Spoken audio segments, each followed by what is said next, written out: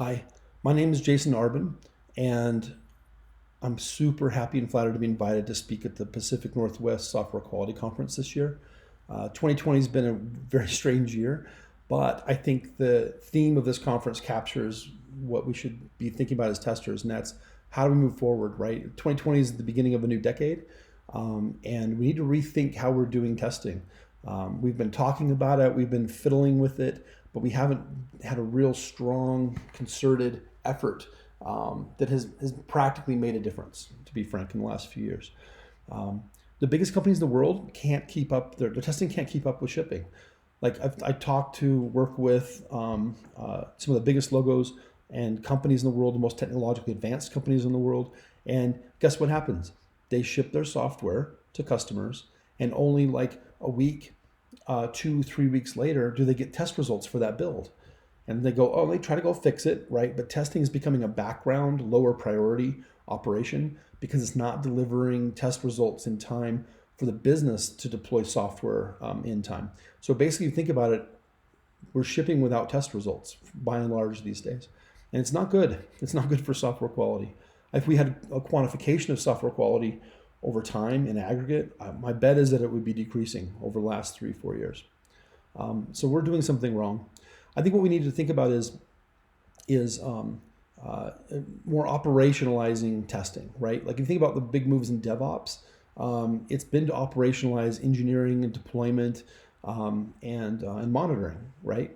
We need to do something very similar in testing to catch up. But what we've been doing has been kind of hacking around the edges, but not really come with a full solution. So I think the most important thing we can do as testers, and what I mean by testers and testing is how to make sure the user experience works, right? These teams are doing plenty of API testing. Sometimes they get rid of their testers and they just add a bunch more unit tests and API tests and hope things will be fine. But that's not the case. If the end user experience is broken, it hurts the business, even if the API underneath works. So we need to make sure that the software works end to end for customers and for dependent services. So I think the fix is pretty simple in concept, but very difficult in terms of implementation. I think the concept should be called TestOps, and the way to think about TestOps is, again, sounds very simple, but very difficult in implementation. One is only automate the most reliable and easiest test cases. Most of our test automation and even manual testing is spent looking for corner cases, doing tests that take 30, 40 test steps to execute. Those take too long and they're too fragile if the application changes, right? These test steps get messed up and broken.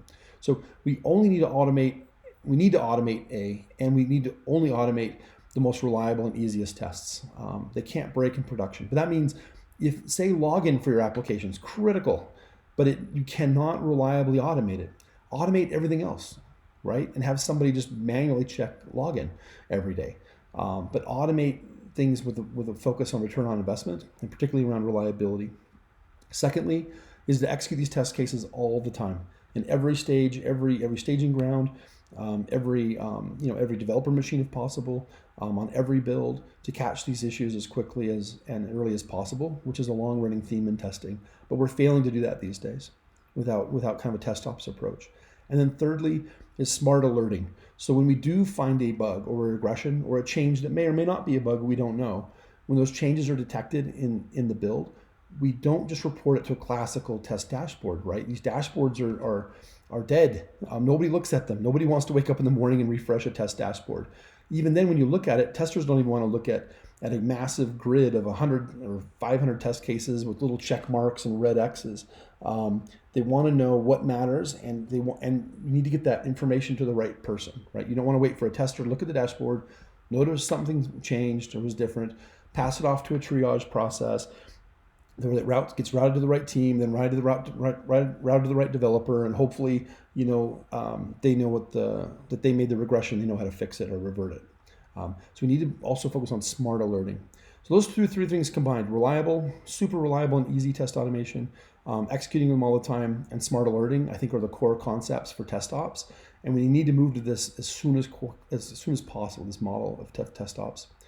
Most importantly, I think the reason that we haven't been able to do it, and the reason that it's plausible to imagine this happening in 2021 and in the future, is because of machine learning. So I'll walk through and explore how A little bit of AI and machine learning can help all of those aspects of TestOps and make it not just plausible, but far more reliable and useful.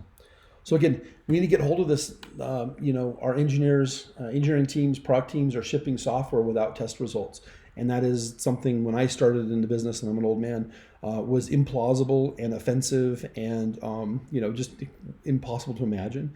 And it's happening on a regular basis these days. We need to get a hold of it, or somebody will also come in and just define it for us as testers. So hope to see you on in October online. And thanks again. I appreciate the invite to chat and share what I've been seeing in the field over the last year and a half. Thanks.